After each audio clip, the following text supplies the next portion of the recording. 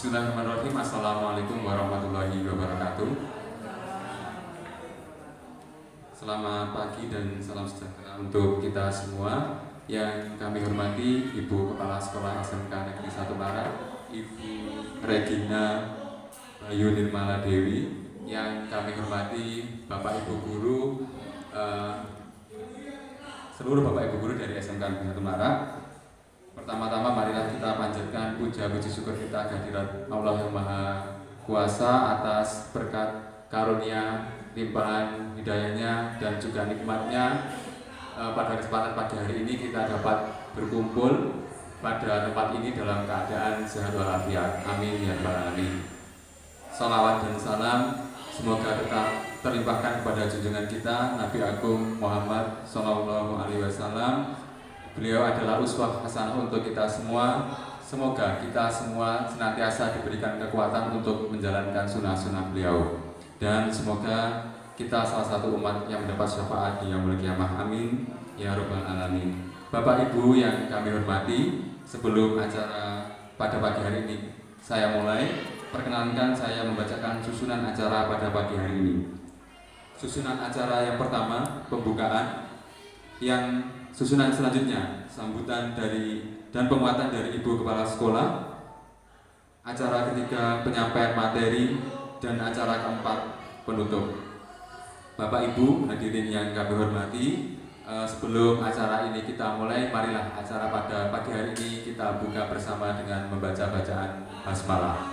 Bismillahirrahmanirrahim. Acara yang selanjutnya, sambutan dari Ibu Kepala Sekolah sekaligus penguatan kepada kami. Kepada beliau kami persilahkan.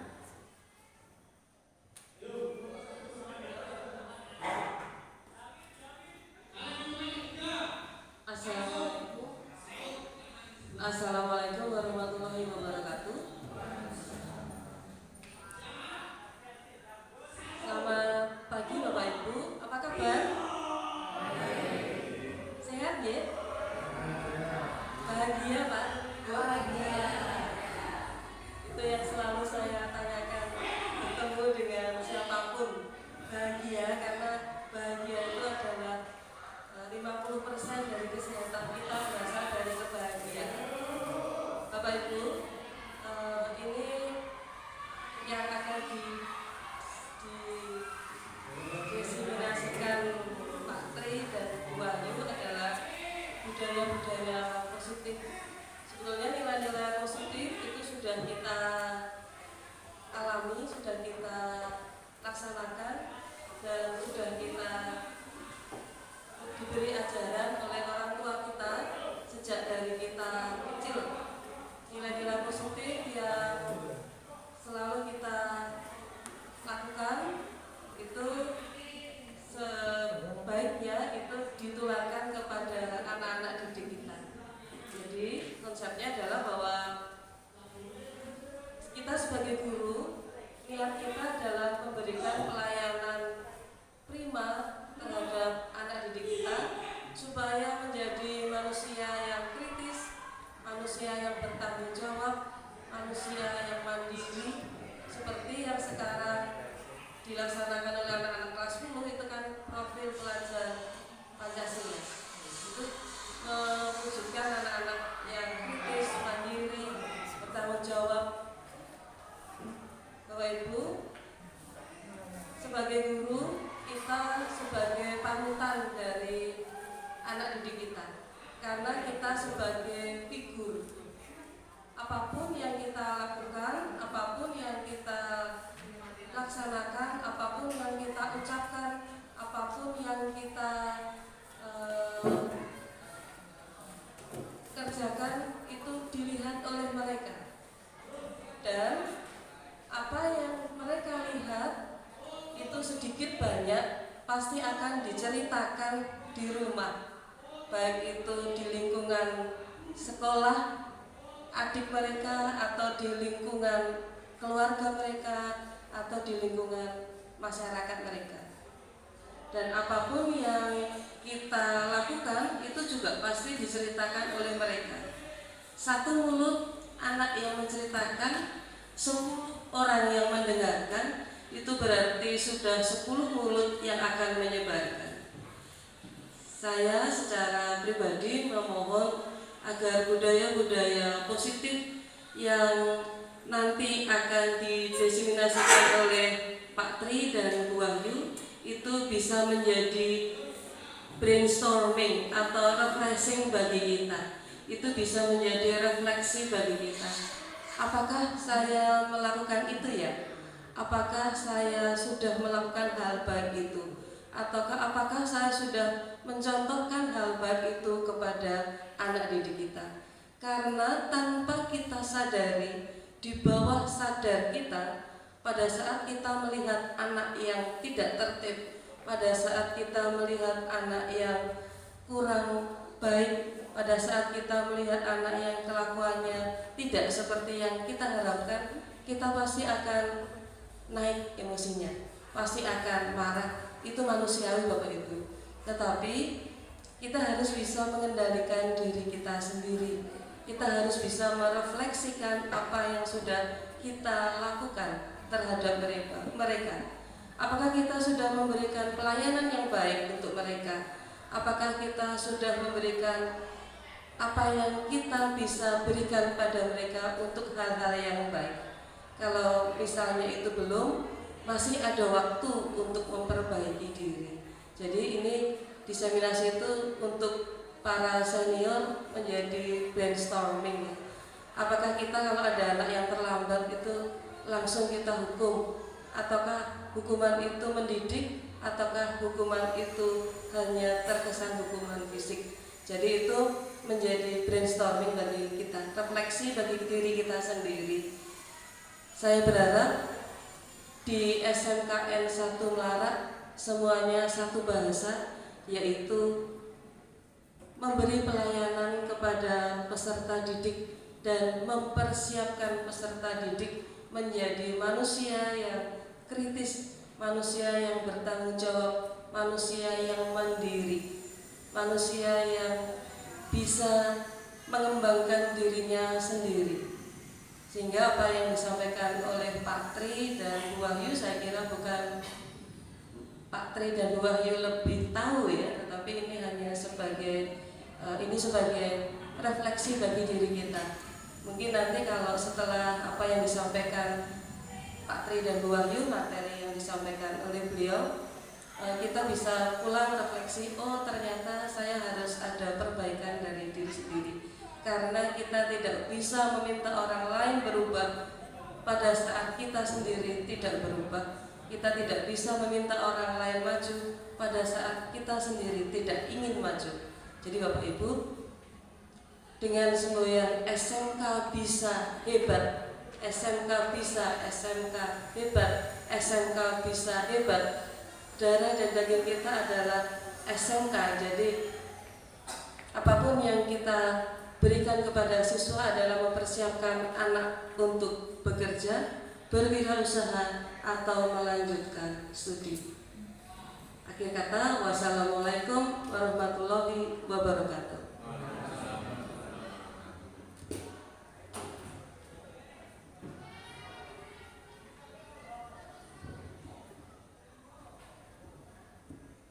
Terima kasih kami sampaikan kepada Ibu Kepala Sekolah, Ibu Regina Bayu Nirmala Dewi atas sambutan dan penguatan yang telah diberikan. Betul sekali Bapak Ibu yang kami hormati, bahwasanya acara pada hari ini saya bersama Bu Wahyu adalah penyebaran pemahaman dan penerapan budaya positif. Menikah bukan berarti kami jauh lebih mengerti dari Bapak Ibu semua. Betul sekali yang dikatakan atau disampaikan oleh Ibu Kepala Sekolah tadi, bahwasanya nanti mungkin bisa dijadikan sebagai refleksi atau brainstorming untuk kita semua, dan selanjutnya kami mendapatkan umpan balik refleksi untuk kami ke depannya dalam melaksanakan program Guru Penggerak. Sekali lagi kami ucapkan terima kasih kepada Ibu Regina Bayu Nirmala Dewi, dikarenakan beliau setelah ini ada kegiatan lain. Ibu Kepala Sekolah mohon izin untuk meninggalkan tempat. Dilanjutkan nanti pemaparan materi dari kami berdua, saya dan Bu Wahyu. Terima kasih Ibu Kepala Sekolah atas sambutan dan penguatan yang telah diberikan. Nggih.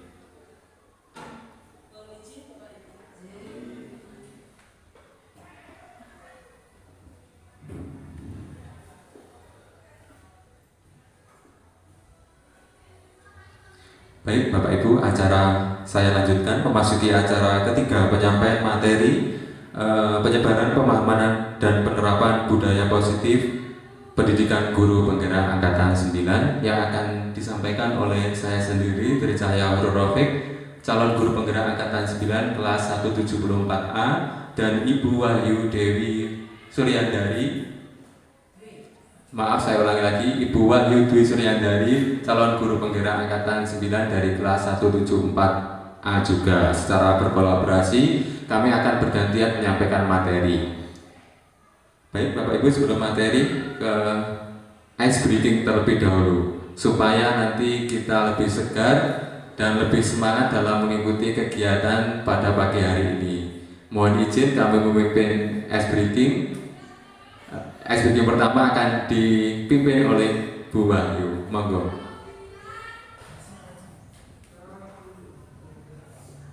Sebelumnya, Assalamualaikum warahmatullahi wabarakatuh. Terima kasih kepada Bapak Ibu guru semua sudah meluangkan waktu untuk kami melakukan pemaparan masalah budaya positif.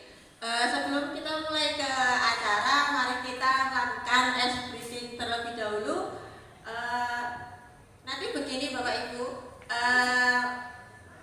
dimohon untuk berpasang-pasangan.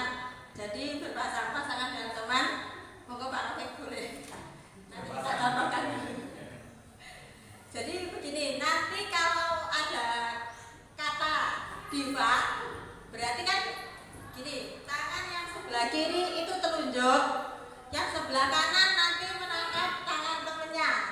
Jadi kalau nanti ada kata-kata diva, berarti Bapak Ibu guru monggo menangkap contoh nggih. Saya berbicara ada katanya diva, berarti Bapak Ibu guru nangkap tangan temennya. Jadi dua konsentrasi Bapak Ibu guru.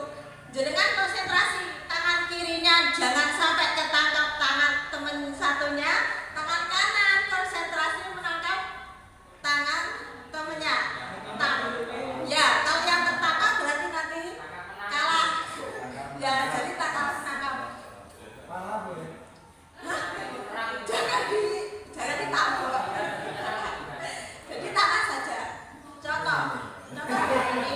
Seumpama nanti saya ada cerita deh nanti di kelas 10 Tata Busana itu ada siswa kembar namanya Dina dan Diva. Jadi kalau ada kata diva ya diva deh, yang difokuskan diva. Kan ada Dina sama Diva, nanti yang divanya. Kalau ada kata diva berarti nanti Bapak Ibu monggo menangkap ya.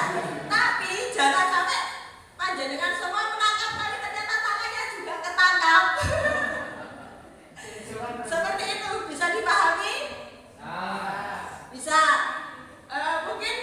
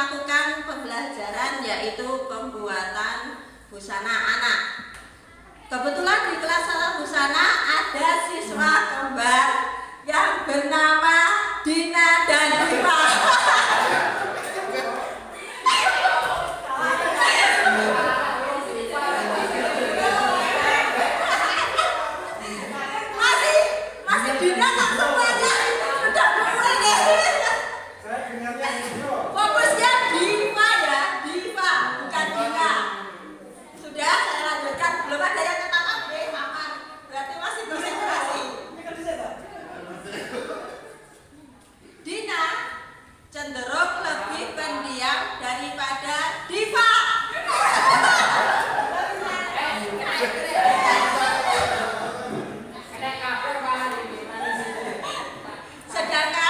Diva lebih aktif dari itu. Ya, ada yang ketangkap. Ternyata ada yang ketangkap. Pak Rofi ketangkap oleh Pak Kosin.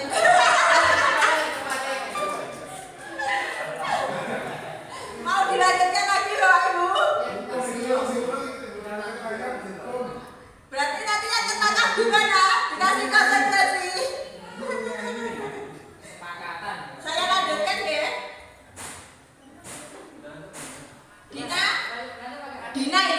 Dina mengerjakan tugas lebih terlambat daripada Diva.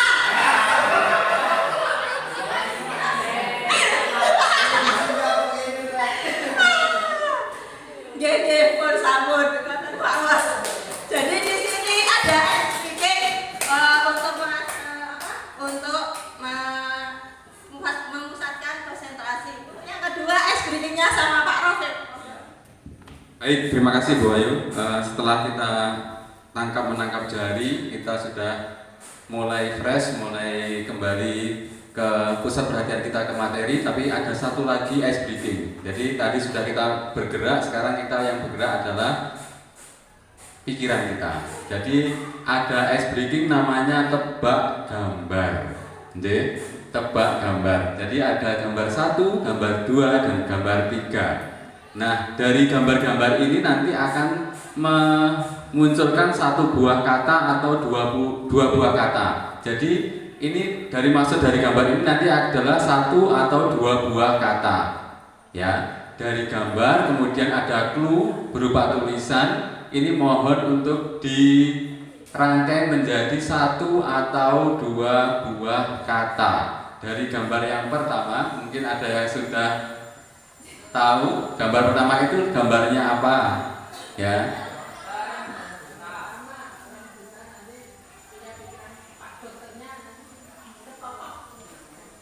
Oh, dari Bu Anis begitu. Jadi ada orang buta, kemudian ada Pak dokternya, mungkin nanti ketotok katanya buat Bu Anis, menurut Bu Anis seperti itu. Padahal ini gamenya adalah tadi merangkai kata. Dari gambar itu, dari clue yang ada di gambar itu, kata apa yang dimaksud. Jadi bisa terdiri dari satu kata atau dua buah kata. Ada dokter, kemudian ada, saya kasih sedikit clue-nya. Ada dokter dan ada orang buta. Yang dokter itu di atasnya ada ke. Kemudian yang buta itu B-nya diganti dengan huruf K. B-nya dicoret, kemudian diganti huruf K. Maka, oh ya maaf, T-nya diganti huruf K. Buta, T-nya diganti huruf K. Ya, ada dokter, kemudian ada kata ke. Sinten engkang sudah ketemu? Kebuka. Apakah jawabannya kebuka? Belum. Belum tepat. Bukan kebuka. Ada dokter, dokternya tidak ada yang dicoret, nggih. Langsung ada tambahan ke dokter kota. Padahal yang dicoret itu T-nya diganti. Gimana, Bu? Dokter buka. Ke dokter buka. Betul sekali ya Bu ya. Jadi ada kedua kalimat, ke dokter buka. Coba dicek jawabannya Bu Laras. Jawabannya adalah ke dokter buka. Oke, betul sekali dari Bu Vista. Kemudian yang kedua, gambar yang kedua, ada clue-nya, ada orang tidur, ada angsa. Betul sekali, Berita. Cepat sekali Berita ya. Kayaknya Berita ini sudah mulai pro ini. Pemimpin bangsa. Cek jawabannya betul. Pemimpin, karena itu mimpi ya. Pemimpi tambah N jadi pemimpin, angsa tambah B jadi bangsa. Oke. Lanjut yang gambar ketiga.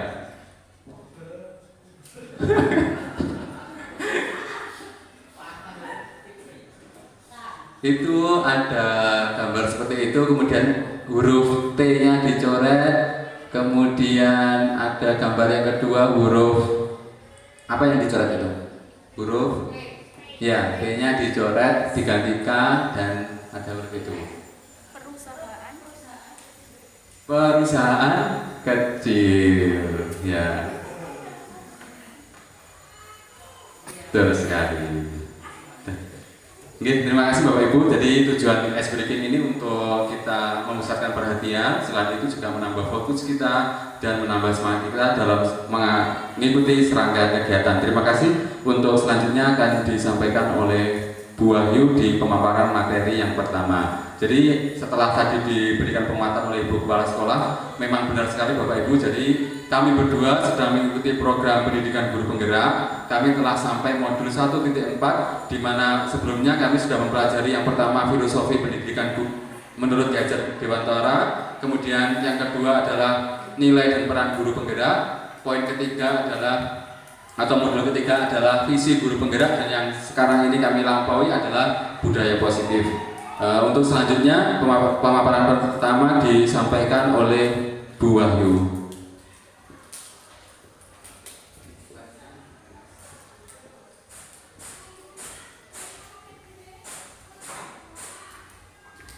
Untuk selanjutnya yaitu materi tentang budaya positif. Apa itu budaya positif? Budaya positif merupakan perwujudan dari nilai-nilai atau keyakinan universal yang diterapkan di sekolah. Kira-kira budaya positif apa itu? Perlu apa tidak Bapak Ibu untuk kita terapkan di sekolah? Ya, budaya positif itu perlu sekali kita terapkan di sekolah. Pentingnya membangun budaya positif di sekolah sesuai dengan filosofi Ki Hajar Dewantara, yaitu pendidikan yang berpihak pada murid untuk membantu mencapai visi guru, yaitu jadi kita bisa menerapkan pembelajaran yang berpihak kepada murid atau siswa. Saya yakin di sini Bapak Ibu guru semua sudah lebih berpengalaman dari saya dan Pak Rofik dalam melakukan pembelajaran, karena untuk yang Bapak Ibu guru di sini sudah Bapak Ibu guru yang senior. Jadi pembelajaran itu kita terapkan sebisa mungkin yang berpihak kepada murid atau siswa. Kita memberikan kebebasan kepada murid di saat kita melakukan pembelajaran seperti itu. Berpihak kepada murid itu biasanya kan kalau saya sendiri Bapak Ibu dulu pernah melakukan pembelajaran itu teacher center atau berpusat kepada guru. Jadi kita melakukan ceramah, kita melakukan pemaparan materi, dan di situ anak-anak itu pasif dalam melakukan pembelajaran. Nah, ternyata di sini di program guru penggerak itu ada namanya berpusat pada murid. Jadi pembelajaran itu di mana guru itu sebagai fasilitator, seperti itu. Next. Nah, di sini materi budaya positif itu mampu mengembangkan anak-anak yang memiliki karakter yang kuat sesuai profil pelajar Pancasila, seperti yang sudah kita terapkan untuk kelas 1 dan 2 sudah juga melaksanakan namanya P5, yaitu sesuai dengan profil pelajar Pancasila. Di situ dalam budaya positif, peran guru yaitu membangun budaya positif. Jadi kita dapat mendorong siswa atau memberikan contoh siswa dalam membangun budaya positif, yaitu membangun keyakinan yang menumbuhkan dan mengembangkan budaya positif yang ada di sekolah kita khususnya.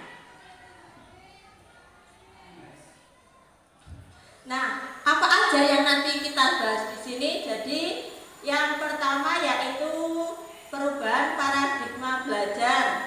Yang kedua disiplin positif, kebutuhan dasar manusia, nilai-nilai kebajikan, keyakinan kelas, motivasi perilaku manusia, posisi kontrol guru, dan segitiga restitusi. Sebenarnya kemarin itu ada 6, cuma kita kaitkan dengan perubahan pada paradigma belajar. Nah, ini pembelajaran dengan paradigma baru. Pembelajaran dengan paradigma baru merupakan pembelajaran yang dirancang berdasarkan prinsip pembelajaran berdiferensiasi sehingga para peserta didik belajar sesuai kebutuhannya berdasarkan tahap perkembangan sesuai dengan teori untuk mewujudkan profil pelajar Pancasila. Saya yakin bahwa Ibu Guru sudah hafal dengan 6 poin yang ada di profil pelajar Pancasila. Yang pertama, beriman bertakwa kepada Tuhan Yang Maha Esa, berkebinekaan global, mandiri, bergotong royong, bernalar etis dan kreatif. Perubahan paradigma belajar sesuai teori kontrol. Yang pertama, ilusi mengontrol murid. Jadi, kita itu biasanya memaksakan murid untuk melakukan apa yang kita inginkan. Di situ sebenarnya murid itu diberi kebebasan ya Bapak Ibu Guru dalam melakukan hal apapun, tapi dengan bimbingan atau arahan dari kita. Itu termasuk dalam ilusi guru mengontrol murid. Yang kedua, ilusi bahwa semua penguatan positif, efektif dan bermanfaat itu suatu usaha untuk mengontrol murid. Yang selanjutnya, ilusi bahwa kritik itu membuat orang merasa bersalah dalam menguatkan karakter. Lah, kritikan itu kadang kita berpikir kita mengkritik itu bisa menguatkan karakter murid. Belum tentu seperti itu, nggih. Jadi kadang itu anak merasa bersalah Bapak Ibu kalau kita langsung mengkritik anak. Jadi bagaimana kita bisa membimbing atau mengarahkan anak supaya anak itu tidak, kadang ada yang anak selalu merasa bersalah dengan apa yang sudah dilakukannya.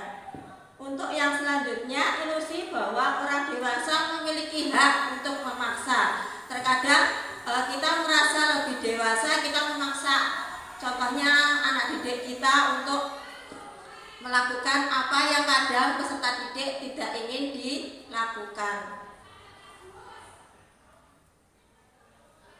Ini ada perubahan paradigma stimulus respon ke stimulus kontrol. Contohnya, stimulus respon yaitu realitas kebutuhan kita sama. Kita berpikiran kalau kebutuhan kita itu sama.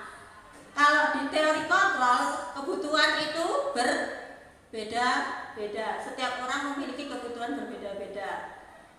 Untuk selanjutnya, semua orang melihat hal yang sama. Untuk teori kontrol, setiap orang memiliki gambaran yang berbeda. Kita mencoba mengubah orang agar berpandangan sama dengan kita. Untuk teori kontrolnya, kita berusaha memahami pandangan orang lain tentang dunia. Belum tentu pandangan kita itu sama dengan pandangan orang lain. Contoh, pandangan saya itu anak-anak itu mau melakukan apa yang kita inginkan. Nah, pandangannya Bu Yuli itu barangkali berbeda dengan pandangan saya. Perilaku buruk dilihat sebagai suatu kesalahan. Itu kalau stimulus respon. Kalau untuk teori kontrol, semua perilaku memiliki tujuan. Jadi belum tentu Bapak Ibu anak melakukan dalam artian kesalahan itu kita cap atau kita sudah menjudge-nya dengan perilaku yang buruk. Barangkali dengan apa yang sudah dilakukan anak itu ada tujuan atau ada alasannya tersendiri mengapa anak tersebut melakukan kesalahan itu. Jadi tidak semata-mata semua anak yang memiliki kesalahan itu sudah buruk. Orang lain bisa mengontrol saya. Kalau teori kontrol itu hanya Anda yang bisa mengontrol diri Anda. Kira-kira cocok atau mboten nggih? Jadi kalau untuk stimulus respon itu orang lain itu bisa mengontrol kita. Kalau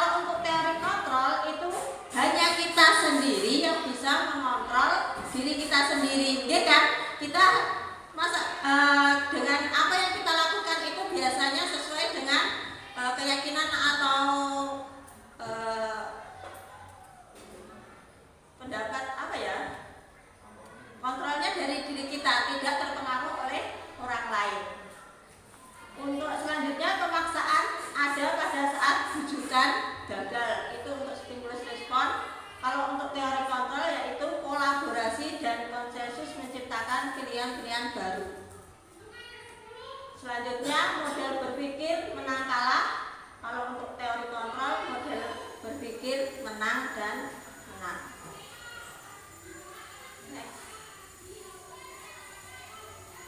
Nah, untuk materi selanjutnya tadi paradigma perubahan, sekarang disiplin positif. Disiplin itu berasal dari kata disiplina yaitu belajar. Makna asal berkonotasi dengan disiplin diri murid-murid menurut Socrates Plato. Disiplin diri membuat orang bertanggung jawab terhadap apa yang dilakukannya karena mereka mendasarkan tindakan mereka pada nilai-nilai kebajikan universal.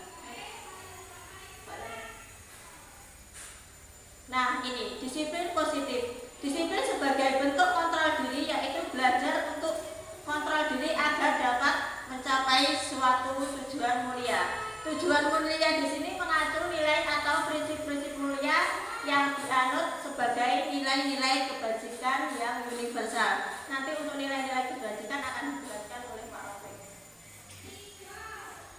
Bapak kita, Bapak Ki Hajar Dewantara menyatakan bahwa di mana ada kemerdekaan, disitulah harus ada disiplin yang kuat. Sesungguhnya disiplin itu bersifat self-disiplin, yaitu kita sendiri yang mewajibkan kita dengan sekeras-kerasnya, tetapi itu sama saja. Sebab jikalau kita tidak cakap melakukan self-disiplin, wajiblah penguasa lain mendisiplinkan kita. Dan peraturan demikian itulah harus ada di dalam suasana yang merdeka. Jadi begini Bapak Ibu Guru, jadi bagaimana kita melakukan disiplin positif itu harus dari diri kita sendiri. Kalau kita tidak melakukan disiplin positif, barangkali nanti dari teman kita untuk mendisiplinkan kita seperti itu. Semoga di SMK Negeri Melarak, khususnya Bapak Ibu Guru semua, kita bisa menjadi figur yang baik, dapat mendisiplinkan para murid-murid kita seperti itu. Dalam budaya kita, makna disiplin dimaknai menjadi suatu yang dilakukan seseorang pada orang lain untuk mendapatkan kepatuhan. Kecenderungan umum adalah menghubungkan disiplin dengan ketidaknyamanan, bukan dengan apa yang kita hargai. Kadang disiplin itu kita merasa tidak nyaman, bukan apa yang harus kita hargai. Tujuan dari disiplin positif adalah menanamkan motivasi yang ketiga pada murid-murid kita, yaitu untuk menjadi orang yang mereka inginkan dan menghargai diri sendiri dengan nilai-nilai yang mereka percaya, yaitu nilai-nilai kebajikan universal. Nah, untuk materi selanjutnya yaitu kebutuhan dasar manusia. Kebutuhan dasar manusia yaitu yang pertama, kebutuhan untuk bertahan hidup. Semua orang pasti memiliki kebutuhan untuk bertahan hidup. Yang kedua, cinta dan kasih sayang. Yang ketiga, kebebasan. Yang keempat, kesenangan. Yang kelima yaitu kekuasaan.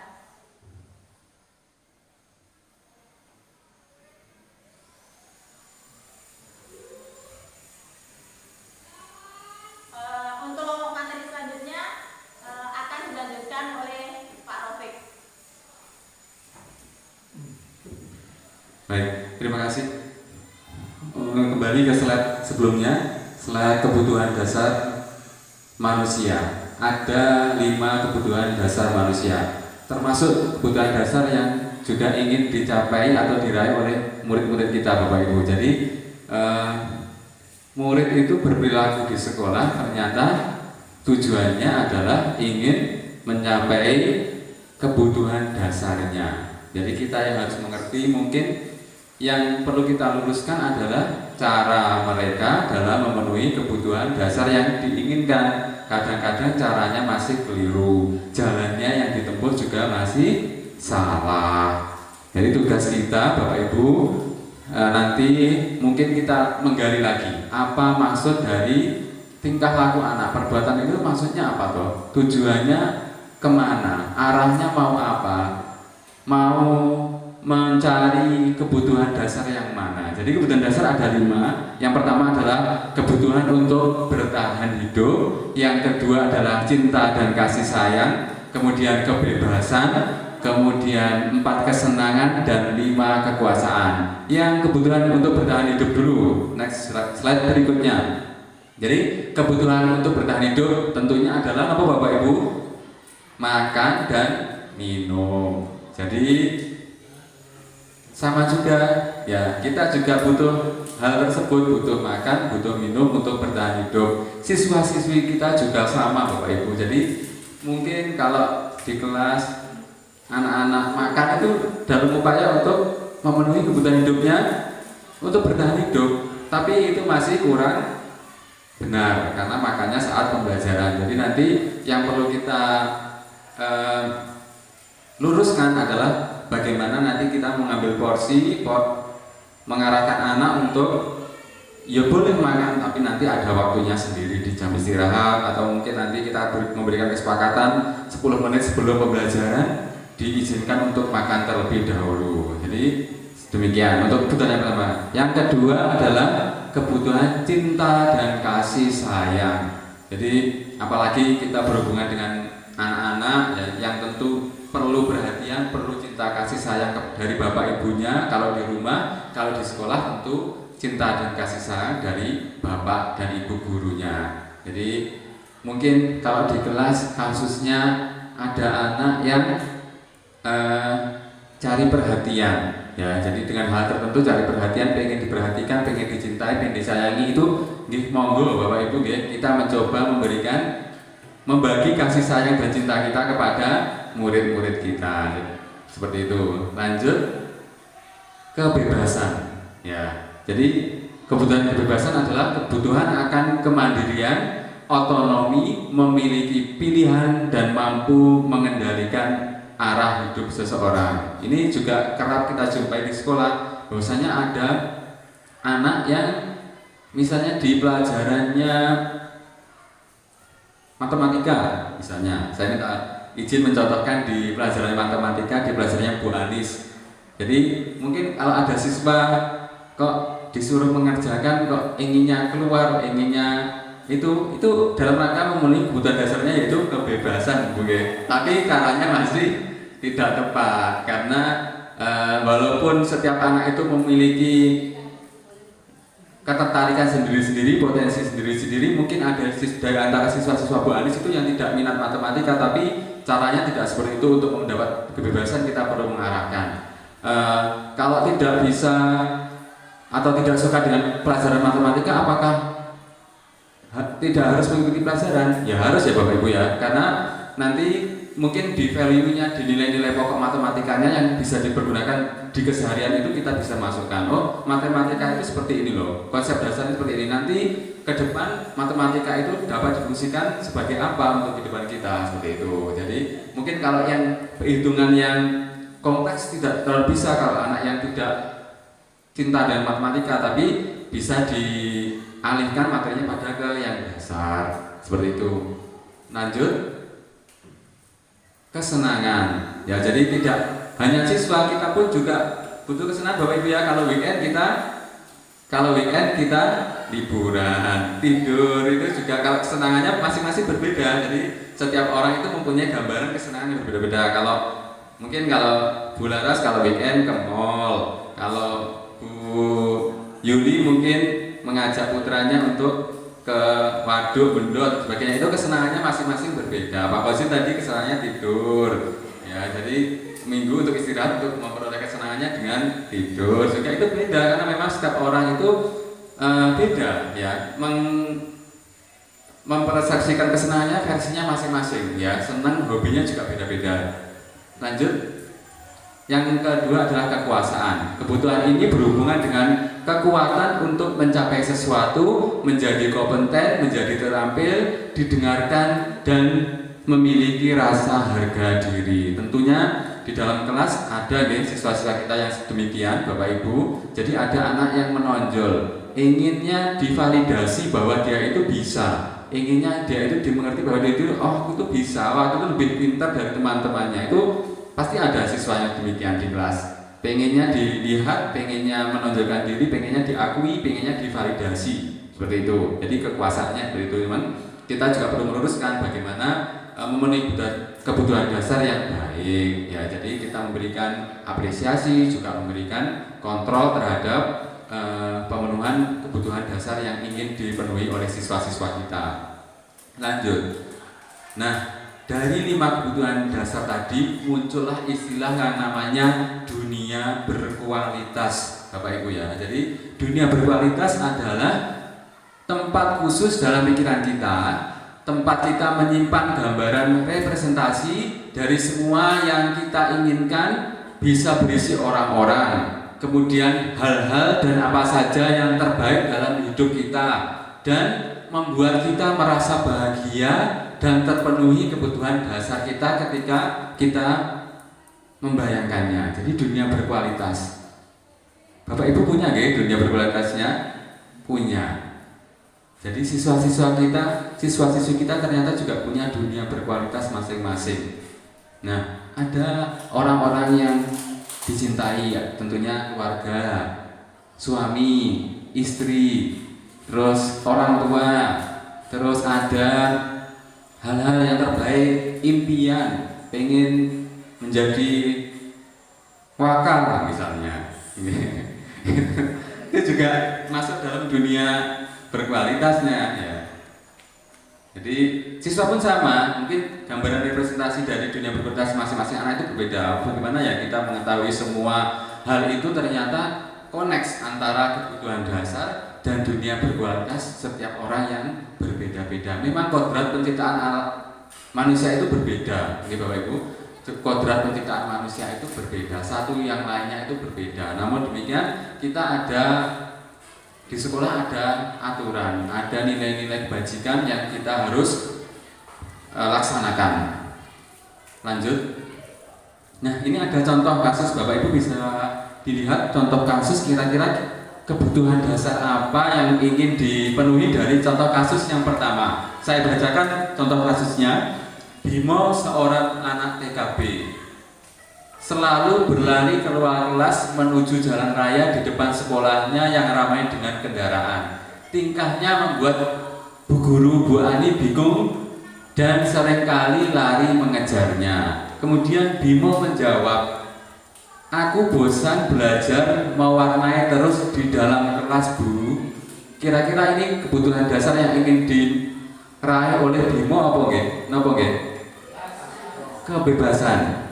Betul Bu Wahyu nggih? Kebebasan ya? Ya, betul sekali. Jadi pengennya bebas, pengennya tidak terikat di dalam kelas untuk mewarnai, sudah bosan dengan belajar mewarnai dulu, pengennya bebas. Itu kebutuhan dasar kebebasan. Betul sekali.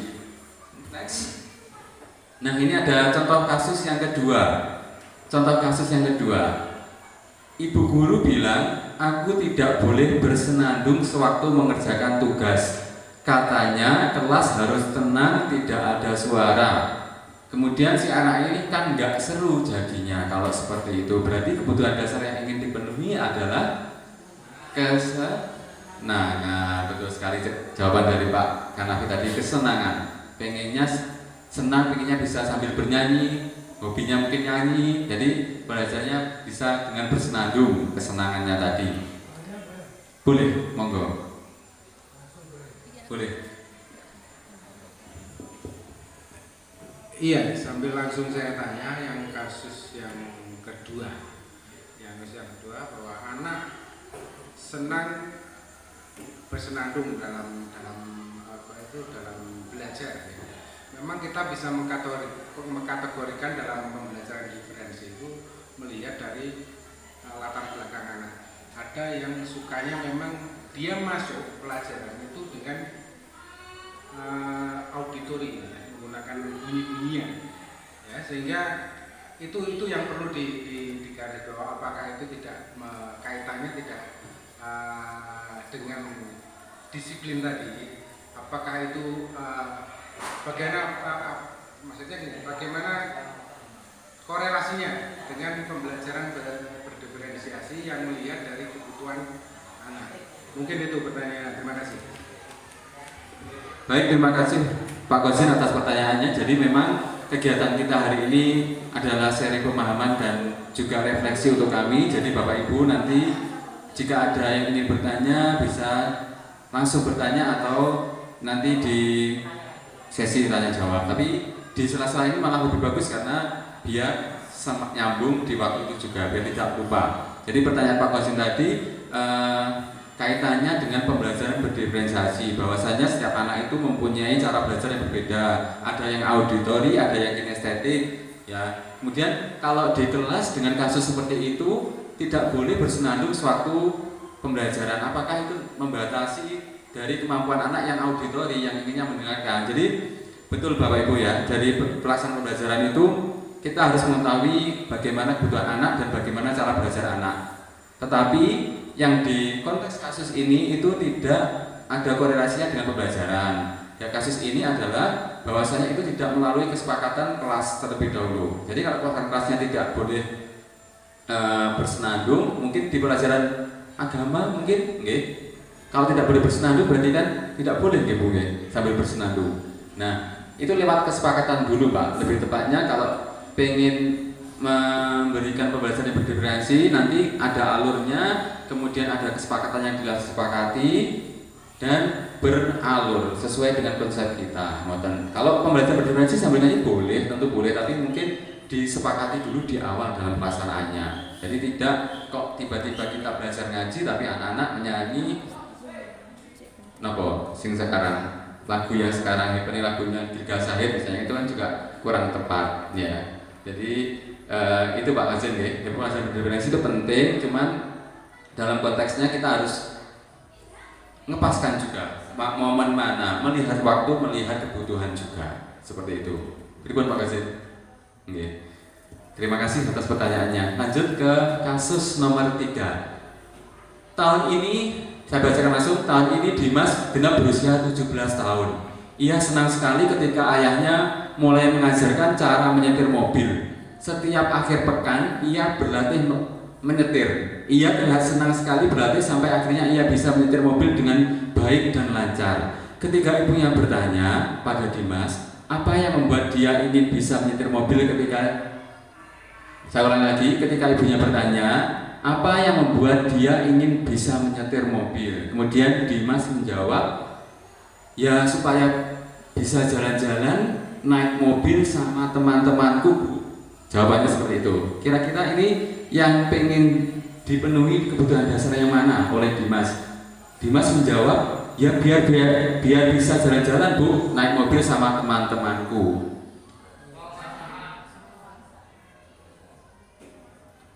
Napa nggih? Ada yang penguasaan, ada yang kebebasan Bu. Kesenangan.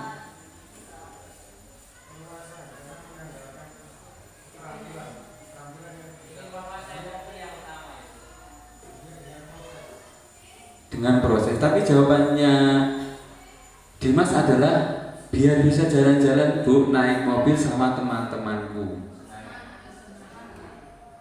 Kesenangan nopo kebebasan, nopo penguasaan.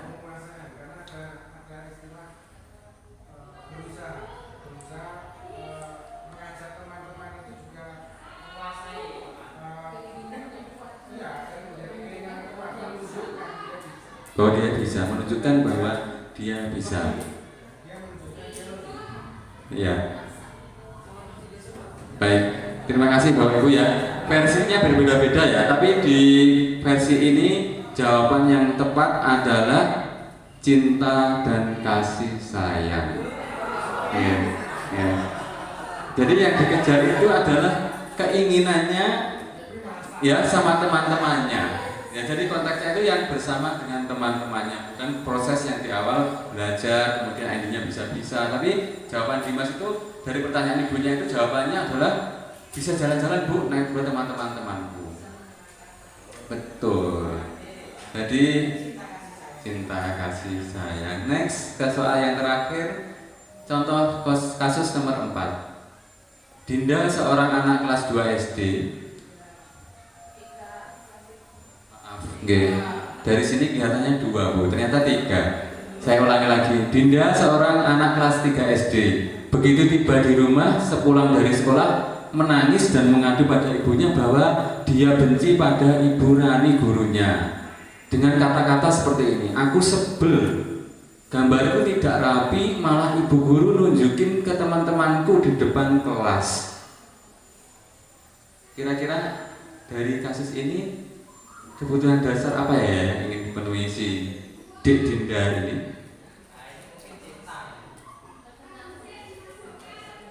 Kayaknya kebebasan. Indikatornya apa Bu? Kebebasan Bu. Indikatornya adalah yang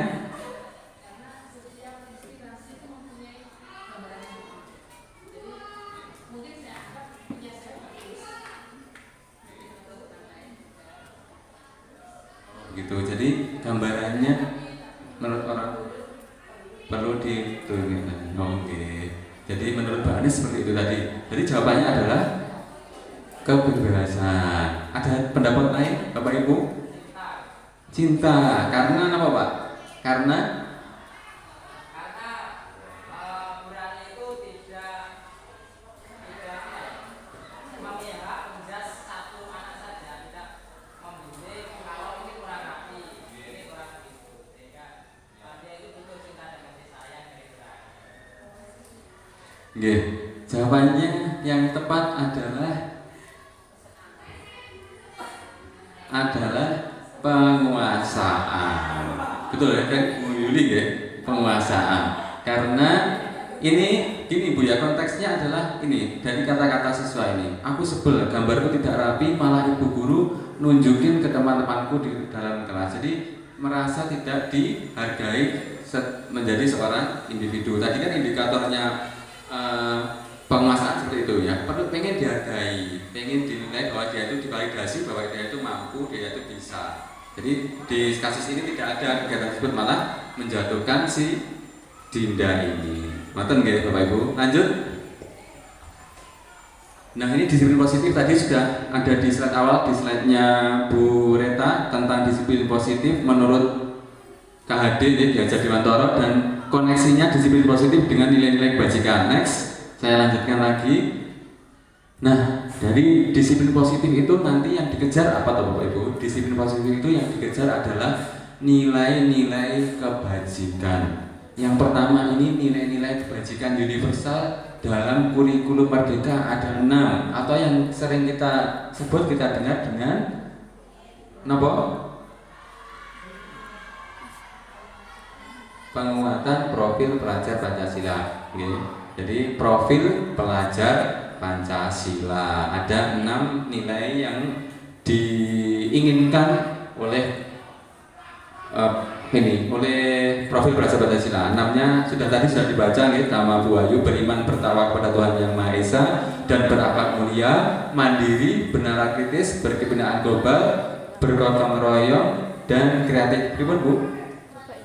Cuma 5. Nggih toh? Oh nggih, angkanya salah. Nggih, 6 ya.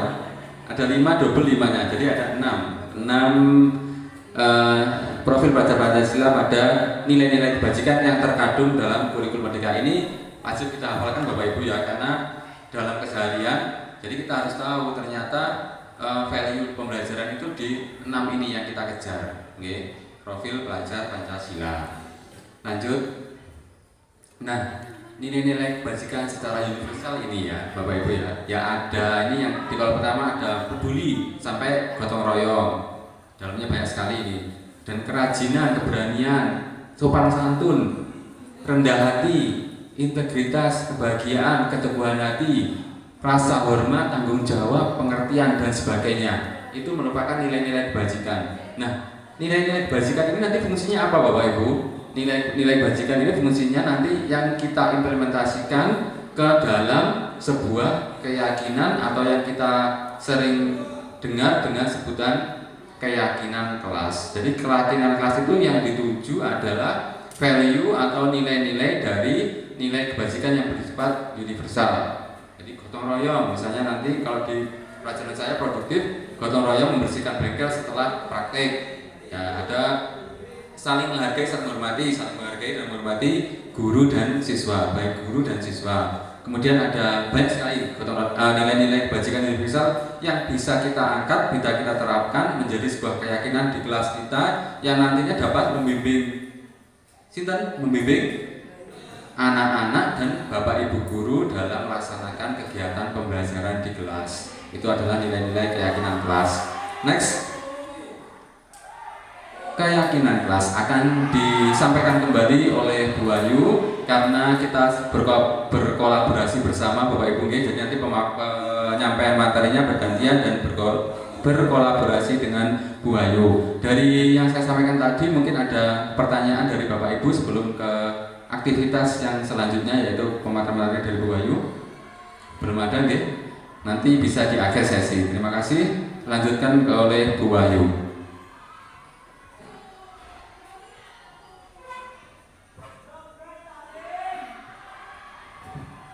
Selanjutnya yaitu materi keyakinan kelas. Ini ada kaitannya dengan nilai-nilai kebajikan yang sudah disampaikan oleh Pak Rofik tadi, Bapak Ibu guru. Mengapa tidak peraturan saja? Mengapa harus keyakinan kelas? Kira-kira mengapa Bapak Ibu guru? Kok tidak peraturan saja? Kenapa kok harus keyakinan?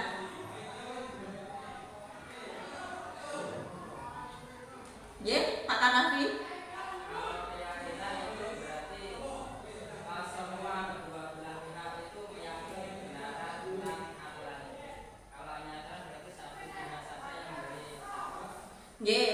Ya, bisa.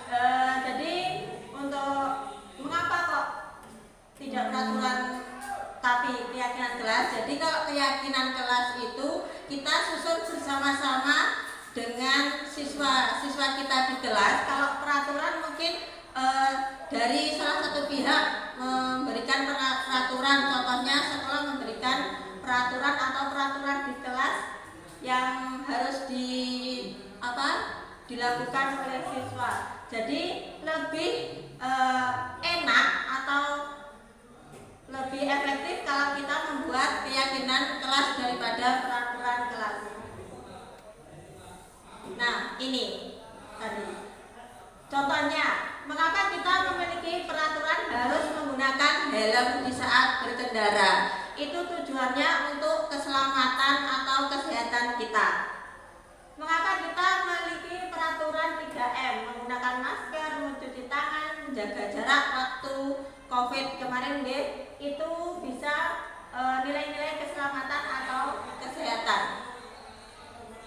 Nah, nilai keselamatan atau kesehatan itulah sebagai suatu keyakinan,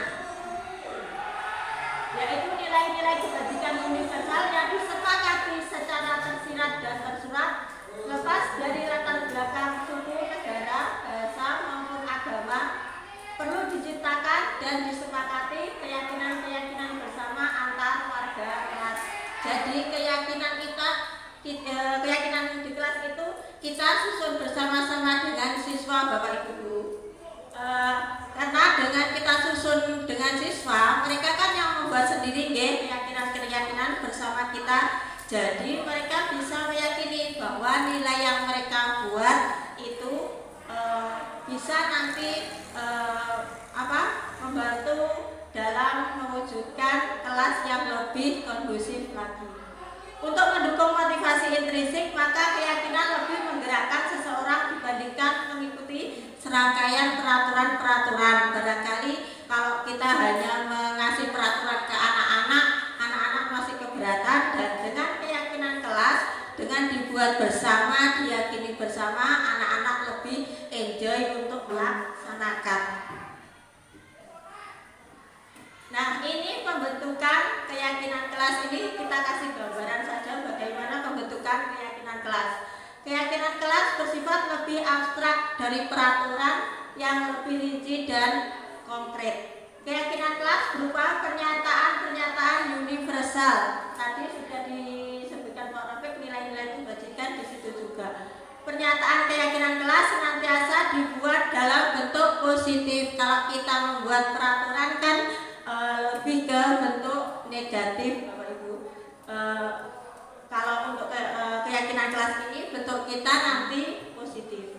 Keyakinan kelas hendaknya tidak terlalu banyak sehingga diingat dan dipahami oleh semua warga kelas. Jadi kita tidak perlu membuat kalimat yang panjang seperti itu, cukup hanya singkat tapi mudah dipahami oleh siswa-siswa kita. Keyakinan kelas sebaiknya sesuatu yang dapat diterapkan di lingkungan, terutama di kelas kita yang nanti kita ajarkan. Semua warga kelas hendaknya ikut berkontribusi dalam pembuatan keyakinan kelas lewat kegiatan curah pendapat. Jadi baik siswa maupun Bapak Ibu guru ikut melakukan dalam pembentukan keyakinan kelas. Jadi semua warga atau semua orang yang ada di kelas itu ikut mencurahkan pendapat apa yang akan kita bentuk. Selanjutnya bersedia meninjau kembali keyakinan kelas dari waktu ke waktu.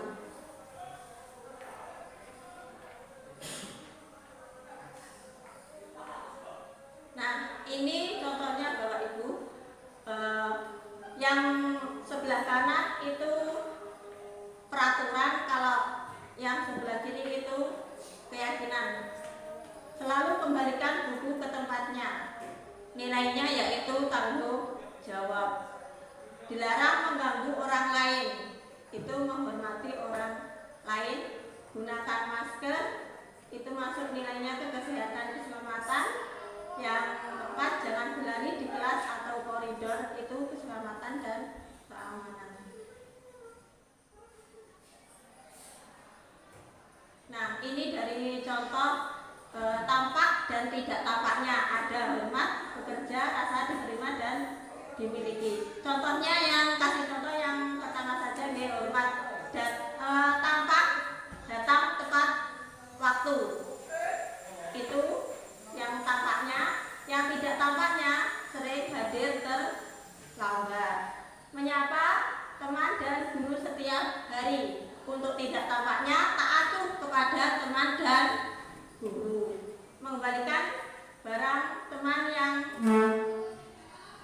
telah dipinjam dan mengucapkan terima kasih. Tidak tampaknya tidak mengembalikan barang yang telah dipinjam dan meletakkan barang di sembarangan tempat. Ini kegiatan pendalaman keyakinan kelas. Bagian seperti ini tabel Y namanya Y. Ada terdengar, terlihat, dan berperilaku. Contohnya terdengar yaitu, yuk saya bantu. Kita bisa selesaikan ini bersama. Terima, tolong ya, permisi. Itu masuk ke terdengar. Untuk terlihatnya, berempati terhadap perasaan orang lain, memegang barang milik orang lain hanya dengan izinnya. Untuk berperilakunya, tersenyum ramah, memberi salam hormat, itu masuk ke berperilaku. Kalau ini kegiatan tugas saya, tugas kamu. Jadi tugas kita sebagai guru dan tugas murid. Jadi di sini tugasnya untuk apa dan apa yang tidak dilakukan guru dan murid seperti itu. Dalam di sini contohnya tugas guru mengajar, mendidik, menjawab pertanyaan, memberi nilai, mengatur kelas dan sebagainya itu. Untuk tugasnya murid belajar, mencoba menghasilkan yang terbaik dari diri, bertanya jika tidak paham, mengikuti peraturan dan lain-lain. Untuk guru tugasnya bukan di sini yang bukan kita tidak boleh menyakiti ataupun disakiti, memaksa kamu untuk belajar, merapikan seperti itu. Nah, ini contoh pembuatan keyakinan kelas di kelasnya Pak Rafiq, yaitu kelas TPM. Di sini proses setelah anak-anak membuat keyakinan ditempel di papan.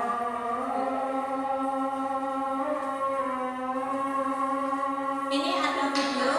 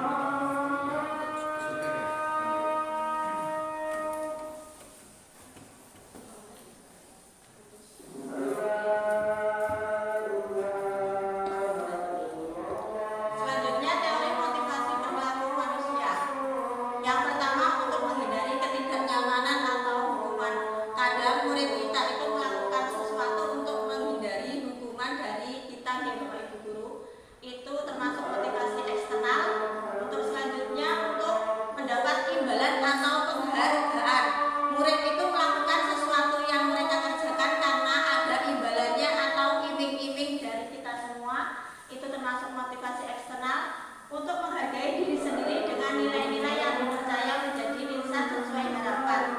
Itu termasuk motivasi internal, yaitu tujuan dari disiplin positif. Next.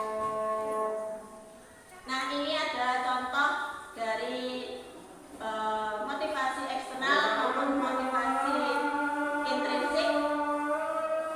Di sini ada penghukum, pembuat orang merasa bersalah, teman, pemantau, dan manajer.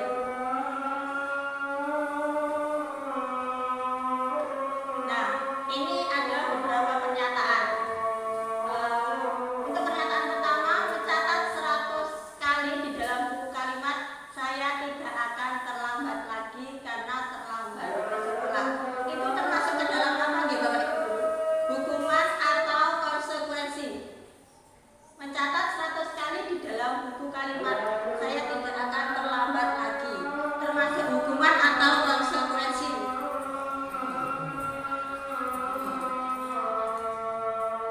Jadi kalau ini termasuk ke konsekuensi, seperti kata Bu Anis, konsekuensinya karena terlambat ke sekolah, kecuali kalau kita menghukum untuk lari-lari ke lapangan, menggantikan kertas tugas teman yang telah dicoret-coret. Ini masuk ke konsekuensi juga. Mengganti kertas tugas teman yang telah dicoret-coret, itu masuk konsekuensi. Berjemur di lapangan basket pukul 12 siang karena ngobrol dengan teman. Ini termasuk ke dalam hukuman. Jadi inti dari ini itu kita kalau dalam membuat keyakinan kelas itu sebisa mungkin jangan memberikan hukuman kepada siswa atau peserta didik. Jadi kalau bisa kita memberikan konsekuensi yang harus dijalani oleh siswa yang sudah melakukan kesalahan. Nah, ini ada kasus ya Bapak Ibu guru. Ibu Anas, guru kelas 2 SD mendapat masalah. Murid-muridnya tidak bisa tertib berdiri antri di depan pintu kelas dan selalu berebutan masuk ke dalam kelas setelah istirahat usai. Ini tentunya sangat mengganggu proses pembelajaran, di mana kelas tidak dapat mulai tepat waktu karena Ibu Anas sibuk menenangkan murid-muridnya untuk waktu cukup lama. Akhirnya Bu Anas berpikir cepat dan mengandalkan stiker bintang. Setiap murid-murid akan masuk ke kelas usai jam istirahat. Bu Anas akan mengiming-imingi murid-muridnya dengan stiker bintang. Siapa yang dapat berdiri lurus dan berbaris rapi antri di depan pintu dapat stiker bintang dari Bu Anas. Sebagian besar murid-muridnya menyambut tantangan tersebut dan langsung berdiri rapi di depan pintu agar mendapat stiker bintang. Hal ini terus dilakukan Bu Ana selama beberapa minggu. Karena cukup berhasil membuat murid-muridnya berdiri rapi antri di depan pintu, sampai pada suatu saat Bu Ana sakit dan terpaksa digantikan oleh Pak Heru. Pak Heru tidak mengetahui tentang stiker bintang dan benar saja pada saat masuk ke kelas usai jam istirahat, murid-murid kelas 2 kembali berebut masuk kelas.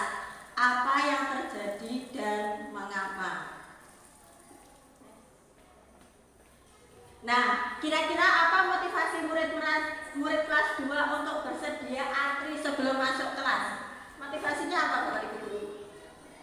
Ya, karena diiming-imingi untuk mendapatkan stiker bintang.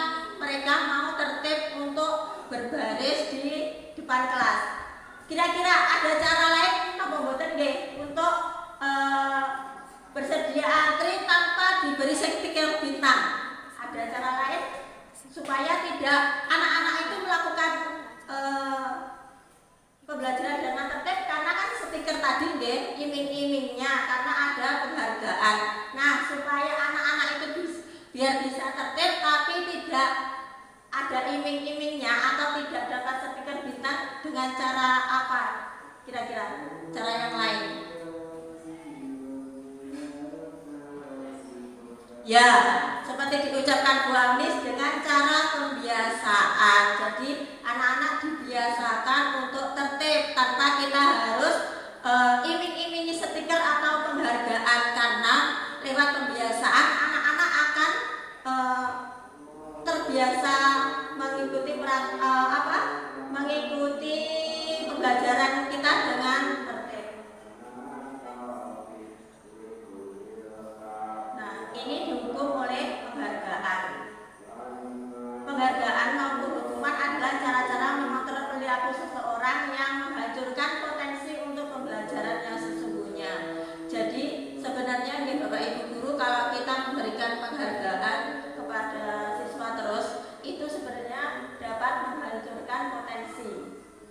sendiri. Karena kenapa? Kadang kalau kita memberikan penghargaan itu anak-anak itu melakukan kegiatan atau melakukan hal apa itu karena penghargaan dari kita, iming-iming dari kita. Karena contoh kita menyuruh anak untuk membersihkan kelas dan kita memberikan iming-imingnya dulu. Nanti ibu kasih uang sekian seperti itu. Nah, kalau bisa jangan kita biasakan seperti itu untuk memberikan penghargaan.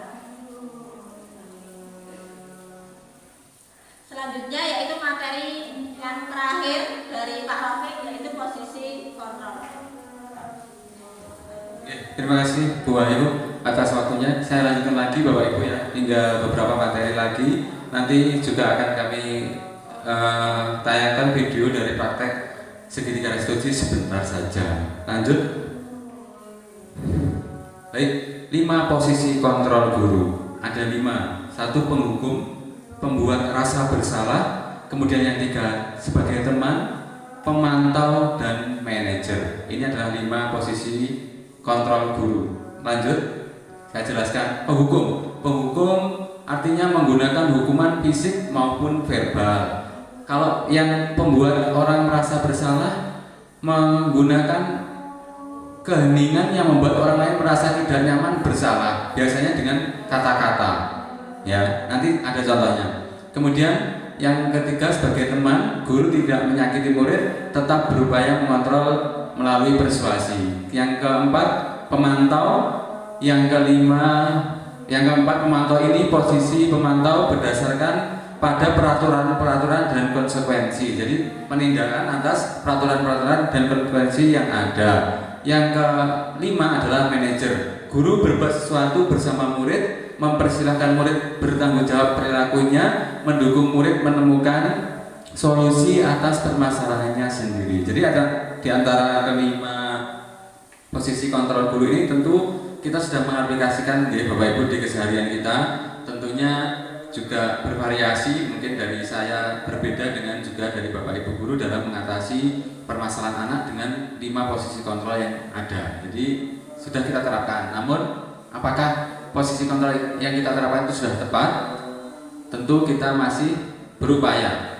Ya, jadi saya sendiri juga berupaya. Jadi dari 5 posisi kontrol restitusi ini yang paling ideal kita terapkan adalah pada posisi manajer. Tapi apakah kita sudah pada posisi tersebut?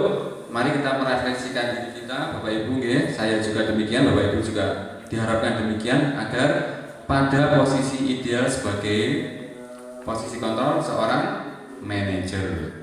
Next. Nah, ini dari contoh penerapan posisi kontrol, ini tabelnya kecil, semoga terbaca. Jadi ada contoh nyatanya, saya bacakan satu saja. Di penghukum menghardik, menunjuk-nunjuk, menyakiti siswa. Ya, jadi kalau kita ada siswa yang salah seperti itu. Kemudian membuat orang merasa bersalah itu biasanya dengan perkataan halus tapi mengenai hati, Bapak Ibu. Kenapa kamu kok seperti itu? Seharusnya kamu tuh nggak seperti itu. Kamu kok nggak ngerti? Pak guru, Bu guru itu sudah melakukan yang terbaik. Kamu kok berbuat salah seperti itu? Halus tapi menyakiti hati, mengenai hati. Kemudian sebagai teman, membuatkan alasan-alasan untuk muridnya dengan kata-kata, ayolah lakukan demi ibu. Seperti teman ya, kita pendekatannya seperti teman. Jadi ayolah lakukan ini demi ibu. Kemudian yang selanjutnya pemantau, biasanya dengan gini, kamu kok melakukan kesalahan itu, kamu tidak tahu apa peraturan yang ada di sekolah. Kamu seharusnya tahu peraturan yang ada di sekolah. Itu pemantau, mengkoneksikan dengan peraturan dan konsekuensi yang ada. Nah, yang paling ideal adalah sebagai manajer, biasanya dengan kata-kata apa yang kita yakini, ya, apa yang kita percaya, apa yang kita keyakinan kelas apa yang kita sudah sepakati kemarin. Kenapa kok kamu melakukan kesalahan itu? Padahal kita punya keyakinan kelas. Kamu tentu masih ingat kan dengan keyakinan kita kemarin, ya seperti itu kalau di keyakinan kelas. Next. Nah, sekarang ada pertanyaan Bapak Ibu. Ya, ada pertanyaan ini, minta tolong Bapak Ibu dalam keseharian tentu Bapak Ibu sudah menerapkan posisi kontrol yang tadi, Ini coba Bapak Ibu tuliskan yang besar. Satu atau dua posisi kontrol yang Bapak Ibu biasa terapkan di keseharian di kelas, yang paling sering Bapak Ibu terapkan. Posisi kontrol apa kira-kira? Apakah sebagai manajer tadi yang ideal tadi, atau penghukum, atau pembuat rasa bersalah? Slide sebelumnya Bu Laras, ya. Ada penghukum, pembuat orang merasa bersalah, pembuat teman, pemantau, atau manajer. Satu boleh, dua boleh. Yang paling sering boleh satu, boleh dua. Nanti kita refleksikan bersama-sama. Ini tidak ada jawaban yang salah Bapak Ibu ya, karena ini jawabannya benar semua. Tidak ada jawaban yang salah, karena ini berkenaan dengan keseharian kita. Yang paling sering dilakukan, ya tidak ada jawaban yang salah. Semua jawaban benar. Nanti kita coba refleksikan bersama-sama. Tidak ada yang salah dengan jawaban Bapak Ibu semua. Oke. Ya. Sudah, oke, coba kita refleksikan bersama dari jawaban Bapak Ibu. Oke. Mungkin yang belum Bu Wahyu bisa diambil, kemudian sambil mengambil kita refleksikan bersama-sama. Mana nanti yang paling banyak? Oke. Yang pertama ada teman dan manajer. Yang kedua teman, yang ketiga penghukum, pemantau, yang keempat penghukum. Ya, ada bervariasi sekali. Ini Bapak Ibu lagi yang lain masih proses menulis, tapi kita bahas dulu ya. Yang paling banyak ini adalah teman dan penghukum. Itu ternyata sama juga dengan saya dulu. Oke.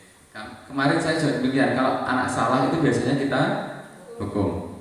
Kalau anak berbuat hal, mungkin kita juga berlaku sebagai teman, karena anak-anak kita anak-anak yang sudah beranjak dewasa. Jadi mungkin kita kayak seperti teman itu enak, nyaman gitu ya. Tetapi begini Bapak Ibu, memang posisi kontrol yang ideal itu manajer, tetapi di penerapannya nanti kita bertahap untuk pada level yang ideal tersebut. Tentu dari penghukum itu kita rubah menjadi sebuah, tadi apa Bu? Bapak Ibu, konsekuensi. Jadi kita memberikan pemahaman ke anak dulu, kalau melakukan itu konsekuensinya apa dong ya.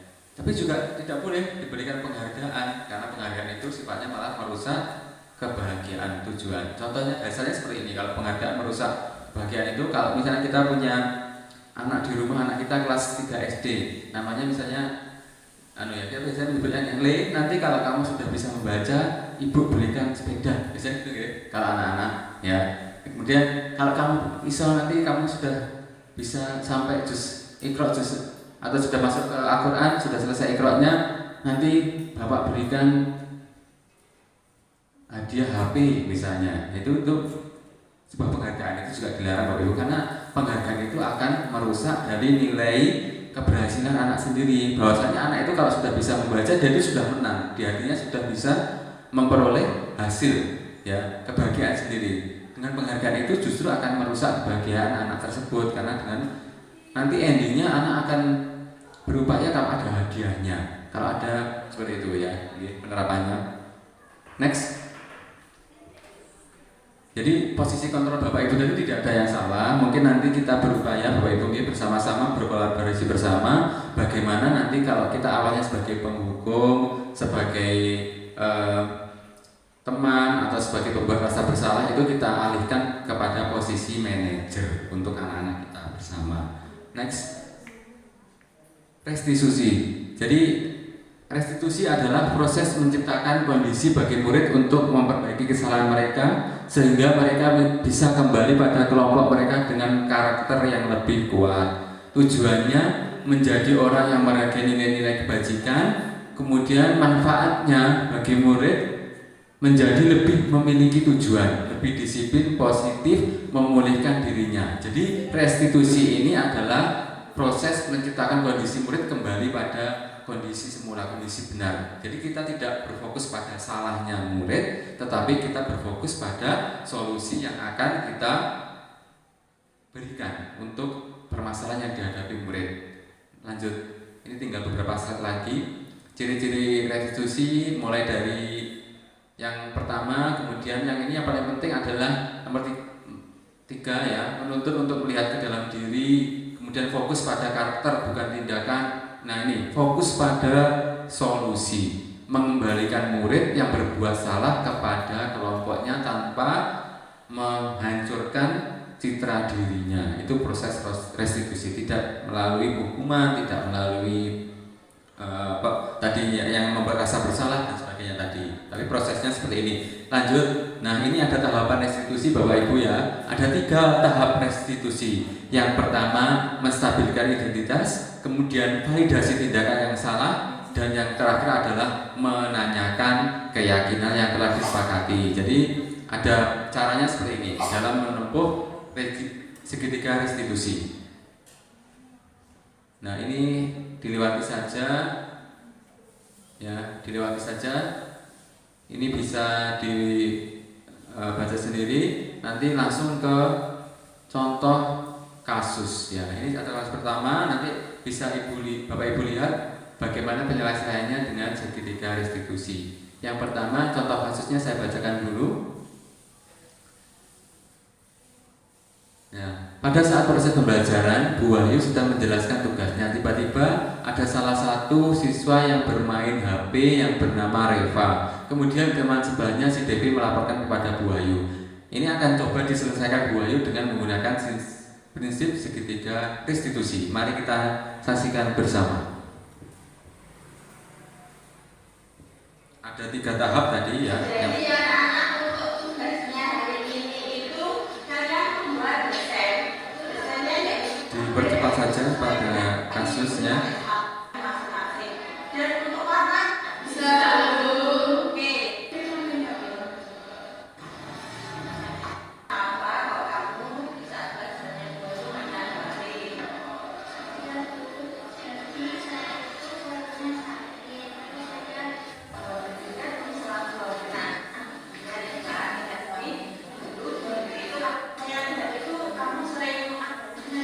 Nah, ini pada menstabilkan identitas dengan pertanyaan-pertanyaan tadi. Kemudian ada validasi tindakan yang salah. Guru itu pengen tahu kenapa kamu berbuat seperti itu, apa alasan yang mendasari kamu melakukan tindakan seperti itu. Ya. Kemudian ada kalimat juga. Tadi ada kalimat setiap orang itu pernah melakukan kesalahan. Begitu juga Bu Wahyu itu pernah melakukan, itu validasi tindakan yang salah. Oke. Setiap orang itu pernah melakukan kesalahan, baru kemudian di ending dikoneksikan dengan keyakinan kelas yang telah disepakati. Ya, jadi kamu masih ingat tentang keyakinan kelas yang kita sepakati kemarin ya? Dengan sikap kesalahan perbuatan salahmu itu melanggar keyakinan kelas yang mana, baru diluruskan, kemudian diberikan solusi. Di videonya Bu Wahyu seperti itu tadi. Kemudian yang contoh kedua, dipercepat penerapan segitiga mereka dan berprestasi pandangan yang salah. Pak Rafiq ingin menyelesaikan permasalahan yang dialami Yudika tersebut menggunakan prinsip segitiga restitusi. Oke, permasalahannya ini Yudika sering terlambat datang ke sekolah. Yudika, maaf Bapak meminta waktu sebentar. Nah, kira-kira Yudika tahu tidak kenapa Bapak memanggil Yudika pada hari ini? Tidak tahu Pak. Ini di tahap pertama kita berikan identitas. Dapat dari Bapak Guru, kamu akhir-akhir ini sering ya datang terlambat ke sekolah ya? Iya Pak. Sehingga Yudika sudah berapa kali jika datang terlambat ke sekolah pada bulan ini? Sudah 8 kali. 8 kali. Menurut Yudika kalau datang terlambat dan tidak mengikuti kegiatan belajar di jam pertama itu merupakan sebuah kesalahan atau tidak? Ini validasi tindakan. Menurut Yudika kalau sudah terlambat itu merupakan sebuah kesalahan atau bukan? Setiap orang pasti pernah melakukan sebuah kesalahan. Namun yang perlu kita ketahui dan kita sadari bahwasanya kita tidak fokus pada permasalahan tersebut, melainkan pada solusi dan bagaimana kita memperbaiki kesalahan yang telah kita lakukan. Setuju ya? Setuju. Baik, dari permasalahan tadi, ayo kita cari solusinya bersama-sama. Ya, ya Pak. Baik, ya. Pada bulan ini kamu sudah terlambat 8 kali.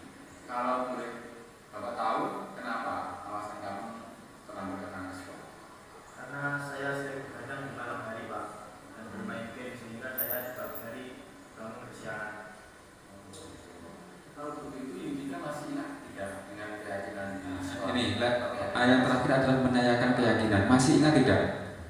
Dengan kata memandang itu dididik melanggar keyakinan kelas yang mana? Disiplinan, Pak. Disiplinan. Mendidik disiplinan itu penting atau tidak? Penting, Pak. Penting ya? Penting, Pak. Karena disiplinan dapat menghargai waktu dan mentaati aturan sekolah. Terus sekali, Pak. Selain menghargai waktu, disiplin juga menghargai guru yang ada di kelas, menghargai teman-temanmu. Terima kasih.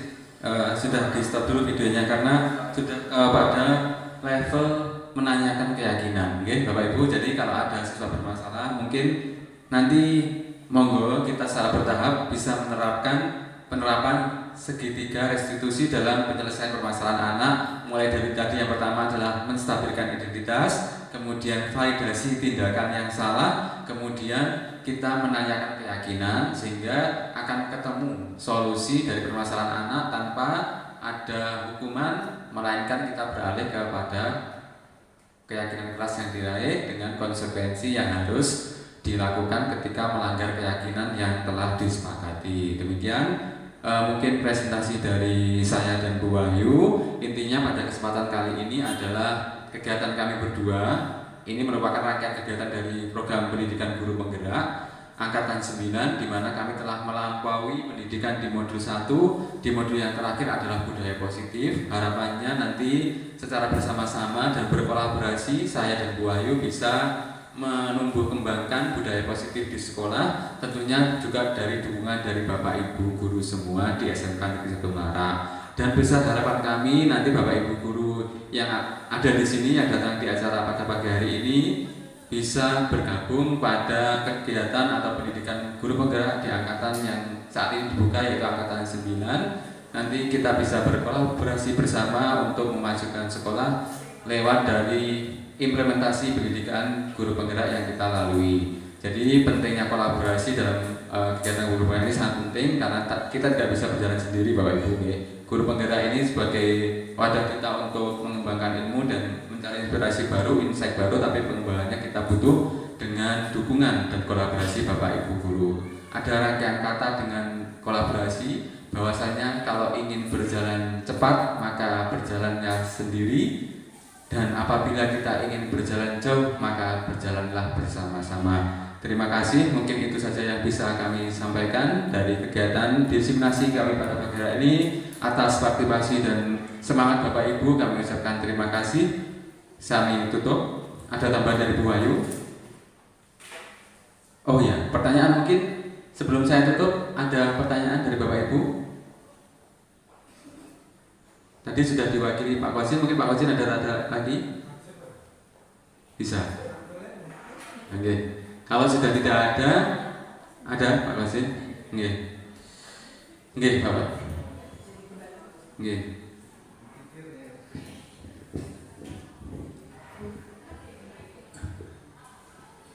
Oke, terima kasih. Ada hal yang baru, masukan baru, sesuatu hal yang baru tentang bagaimana kita cara mendisiplinkan siswa di sekolah. Artinya bahwa saya hanya mengkonfirmasi aja, mungkin nanti diperjelas sedikit bahwa memang yang kita terapkan dulu kita menggunakan aturan sekolah namanya, belum sampai di tingkat keyakinan kelas. Tapi kalau melihat dari struktur yang tadi diterangkan bahwa memang harus ada patokan Bapak ya di sekolah, mungkin ini nanti diperjelas lagi. Sekolah itu punya patokan dengan aturan-aturan, artinya yang lebih rinci tadi. Tapi kalau kesepakatan tadi adalah yang lebih universal atau lebih umum, yang harapannya yang kebaik. Mungkin ini sebuah pernyataan aja. Mungkin saya perlu penjelasan panjenengan dengan konsep kesepakatan kelas yang menghasilkan disiplin positif yang baik. Mungkin itu Pak. Terima kasih. Baik. Terima kasih Pak Qasim atas pertanyaannya. Saya jawab dulu, nanti mungkin bisa ditambahkan oleh Bu Wahyu. Jadi benar kata Pak Qasim, kalau untuk sekolah kita mungkin kita masih memperlakukan peraturan, belum ke keyakinan kelas. Apakah peraturan itu harus dihilangkan dan diganti keyakinan kelas? Tidak Bapak Ibu ya, karena peraturan yang ada di sekolah itu mungkin sudah ada yang baik. Cuman yang perlu diperbaiki adalah strukturnya agar menjadi sebuah keyakinan yang lebih positif dan lebih pada mengarah pada nilai-nilai kebajikan universal yang kita sepakati bersama dengan anak. Intinya begini, kalau misalnya di peraturan itu mungkin kalimat yang disusun, kemudian ejakan yang ada atau tata bahasanya masih menggunakan kalimat-kalimat yang negatif, misalnya dilarang, jangan. Kemudian nanti kalau di peraturan endingnya kalau melanggar adalah dihukum, ya dihukum, endingnya dihukum. Kalau di keyakinan adalah konsekuensi. Jadi kita buat lebih strukturnya lebih positif, ya menghindari kalimat-kalimat negatif, jangan, dilarang, dan juga menghindari hukuman. Karena pada dasarnya hukuman itu kadang-kadang tidak relevan, ya hukuman itu hanya satu arah, tidak dua arah.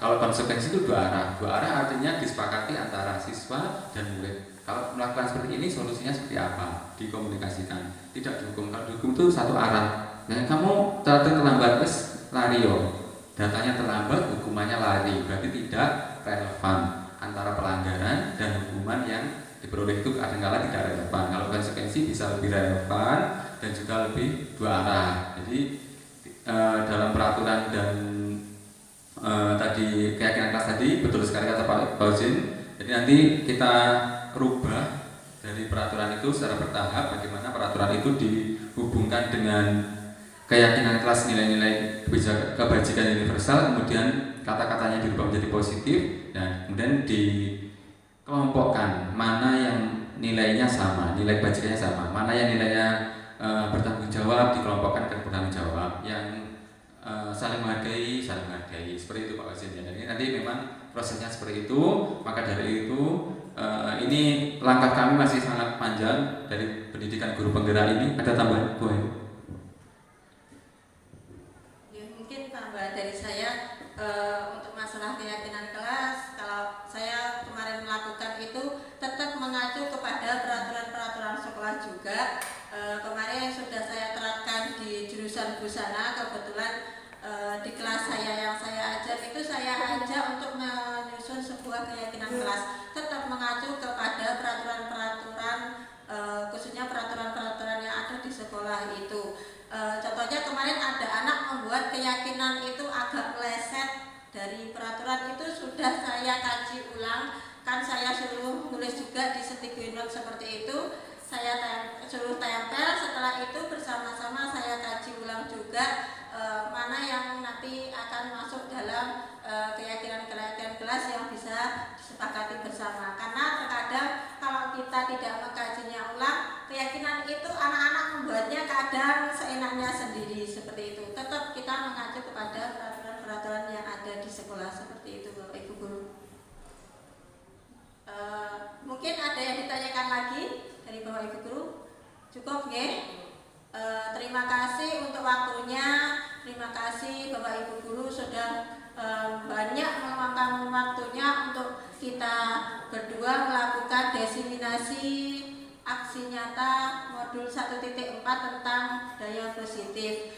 Mungkin barangkali nanti kita akan mengajak Bapak Ibu juga lagi, barangkali akan merepotkan lagi panjenengan semua untuk kegiatan-kegiatan kita, mendukung kegiatan-kegiatan kita di kegiatan program guru penggerak khususnya angkatan 9 dan kelas saya yaitu 174A bersama dengan Pak Rafiq. Demikian dari kami. Mohon maaf bila ada salah kata. Mohon maaf, di sini kami seperti yang diucapkan Pak Rafiq, di sini kami tidak untuk menggurui panjenengan semua. Di sini kami memberikan pengalaman kami juga di program guru penggerak. Semoga dengan program guru penggerak ini nanti bisa membuat sekolah kita lebih baik lagi, menuju ke perubahan-perubahan lebih baik lagi, mewujudkan visi yang kita inginkan semuanya. Seperti itu, demikian dari saya dan Pak Rafiq. Sekali lagi mohon maaf, wabillahi taufiq wal hidayah, wa ridho wa inayah. Wassalamualaikum